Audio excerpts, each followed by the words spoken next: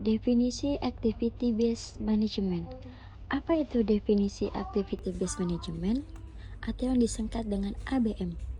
ABM adalah pendekatan manajemen modern yang berfokus pada aktivitas-aktivitas dalam organisasi, bukan hanya pada produk atau divisi. Tujuannya adalah untuk meningkatkan nilai yang diterima pelanggan sekaligus meningkatkan laba perusahaan. Dalam penerapannya, ABM menggunakan informasi biaya dari metode Activity Based Costing atau ABC, yaitu sistem yang menghitung biaya berdasarkan aktivitas. Data ini kemudian digunakan untuk membantu manajemen dalam mengambil keputusan penting, seperti mengurangi biaya, meningkatkan kepuasan pelanggan, dan mencapai target profitabilitas. Dengan kata lain, ABM membantu perusahaan menjadi lebih efisien, efektif, dan berorientasi pada nilai tambah. Selanjutnya, kita masuk ke tujuan utama dari ABM, yang terbagi menjadi 4 poin penting. Yang pertama, mengurangi aktivitas yang tidak bernilai tambah. Artinya, perusahaan harus mengidentifikasi dan menghilangkan aktivitas yang tidak memberi manfaat nyata, seperti proses inspeksi berulang, pekerja ulang atau rework, atau waktu tunggu yang tidak produktif. 2. Meningkatkan efisien biaya. Dengan fokus pada aktivitas penting, perusahaan bisa menekan biaya operasional tanpa menurunkan kualitas, sehingga lebih hemat dan produktif. Yang ketiga, membantu pengambilan keputusan. ABM memberikan data yang akurat mengenai aktivitas mana yang paling efisien atau produk mana yang paling menguntungkan, sehingga manajemen bisa membuat keputusan yang lebih tepat. Keempat, menyelaraskan strategi organisasi. ABM membantu memastikan bahwa seluruh aktivitas yang dilakukan sejalan dengan tujuan strategis jangka panjang perusahaan. Jadi, setiap aktivitas punya arah dan kontribusi yang jelas. Pada bagian ini, kita akan membahas 4 komponen penting dalam ABM. Yang pertama ada activity atau aktivitas, yaitu semua bentuk kegiatan yang dilakukan dalam proses dan penggunaan sumber daya. Contohnya, proses produksi, pengemasan, pengiriman barang, dan sebagainya. 2. Ada cost driver atau pendorong biaya. Cost driver adalah faktor yang menyebabkan suatu biaya muncul. Misalnya, jumlah pesanan dari pelanggan, jumlah jam kerja mesin, atau banyaknya bahan baku yang dipakai. Ketiga ada performer measure. Ini adalah alat ukur untuk menilai keberhasilan dari suatu aktivitas. Contohnya, waktu yang dibutuhkan untuk memproduksi barang, jumlah produk cacat, atau efisien mesin. 4. Ada resource atau sumber daya. Merupakan semua hal yang digunakan dalam aktivitas seperti tenaga kerja, mesin, listrik, bahan baku, dan sebagainya. Dengan memahami keempat komponen ini, perusahaan bisa lebih mudah dalam mengelola aktivitasnya secara efisien dan akurat. Jenis-jenis ABM ada 2. Yang pertama, operasional ABM, yang terfokus pada perbaikan aktivitas sehari-hari, misalnya dengan menghilangkan pemborosan waktu atau biaya. Yang kedua, strategic ABM, digunakan untuk mengidentifikasi aktivitas yang menciptakan nilai jangka panjang. Contohnya memilih lini produk paling menguntungkan berdasarkan data aktivitas. Selanjutnya, proses implementasi ABM. Proses implementasi ABM ada 5, yaitu yang pertama, identifikasi aktivitas yang ada. Langkah pertama adalah mengenali semua aktivitas yang dilakukan dalam perusahaan, baik yang besar maupun kecil, misalnya produksi, pengepakan, pengiriman, atau administrasi, yang bertujuan memahami proses kerja secara menyeluruh.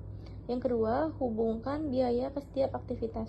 Setelah aktivitas dikenali, biaya-biaya yang dikeluarkan, misalnya gaji, listrik, bahan baku, perlu dihubungkan ke aktivitas-aktivitas yang relevan. yang bertujuan mengetahui seberapa besar biaya yang dibutuhkan oleh setiap aktivitas. Yang ketiga, tentukan biaya untuk masing-masing aktivitas.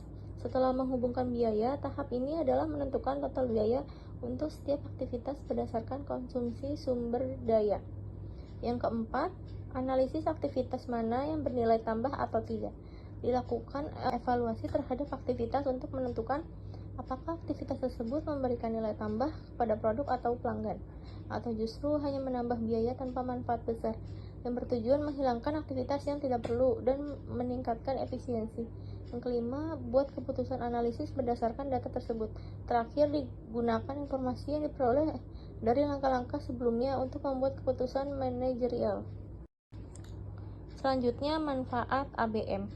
Manfaat ABM ada 4. Yang pertama, informasi biaya yang lebih akurat. Dengan ABM, biaya ditelusuri langsung ke aktivitas dan produk yang menggunakannya. Ini memberikan informasi biaya yang lebih rinci dan akurat, sehingga manajemen bisa membuat keputusan yang lebih baik. Kedua, proses kerja lebih efektif. ABM membantu perusahaan mengidentifikasi aktivitas yang tidak memberikan nilai tambah atau non-value added. Dengan menghilangkan atau mengurangi aktivitas tersebut, proses kerjanya menjadi lebih efisien dan fokus pada hal yang penting. Yang ketiga, penggunaan sumber daya lebih efisien. Karena aktivitas dianalisis secara mendalam, perusahaan bisa mengetahui di mana sumber daya, waktu, tenaga kerja, uang digunakan secara tidak optimal dan memperbaikinya agar tidak boros. Yang keempat, meningkatkan kepuasan pelanggan karena proses lebih baik. Ketika proses internal menjadi lebih efisien dan akurat, produk dan layanan yang dihasilkan menjadi lebih berkualitas, yang pada akhirnya akan meningkatkan kepuasan pelanggan.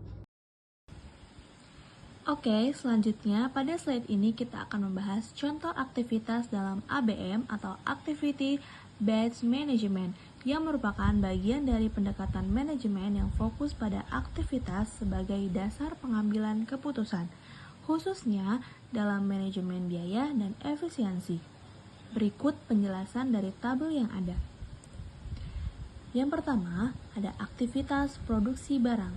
Aktivitas tersebut masuk ke dalam bernilai tambah karena langsung menciptakan nilai bagi pelanggan atau barang yang bisa dijual. Ini dianggap aktivitas inti dalam proses produksi. Yang kedua, aktivitas infeksi berulang.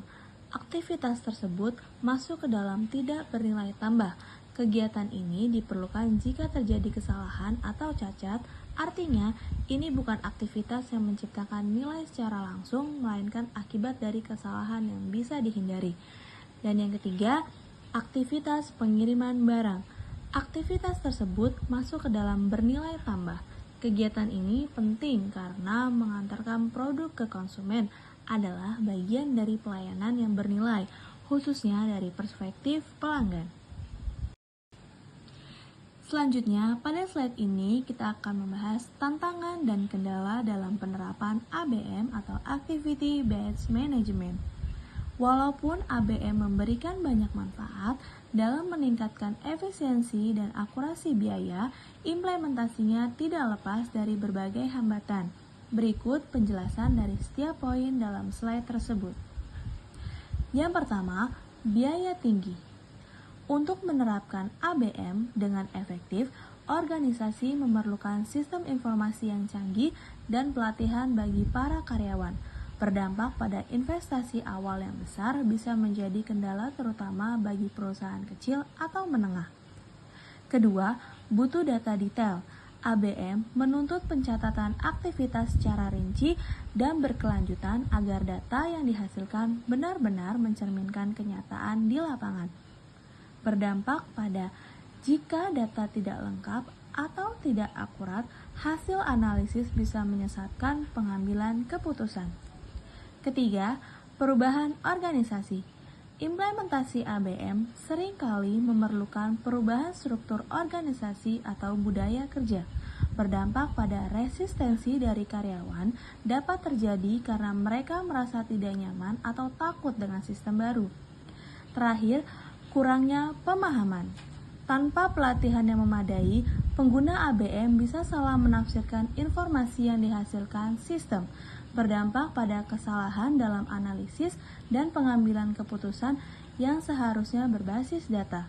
Next, studi kasus. 1. Pendataan dan pengelompokan aktivitas.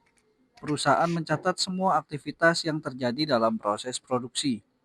Aktivitas tersebut kemudian dikelompokkan berdasarkan nilai tambahannya. Artinya, dipisahkan antara aktivitas yang menambah nilai dan tidak menambah nilai. 2. Identifikasi aktivitas tidak efisien. Dari data yang dikumpulkan, perusahaan bisa mengetahui aktivitas mana yang tidak efisien.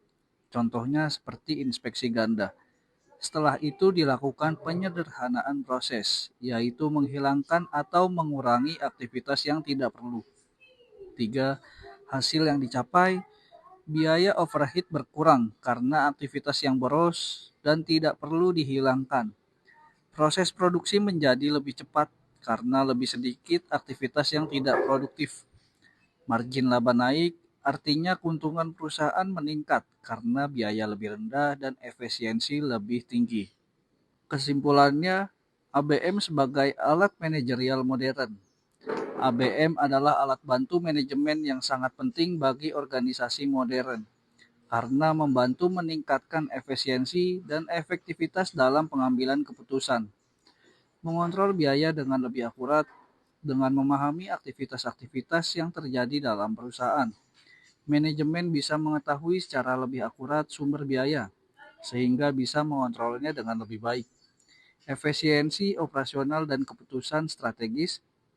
ABM mendukung efisiensi operasional karena membantu menghilangkan aktivitas yang tidak menambah nilai. ABM juga membantu dalam pengambilan keputusan strategis, misalnya dalam perencanaan produk, pengendalian biaya, hingga perbaikan proses.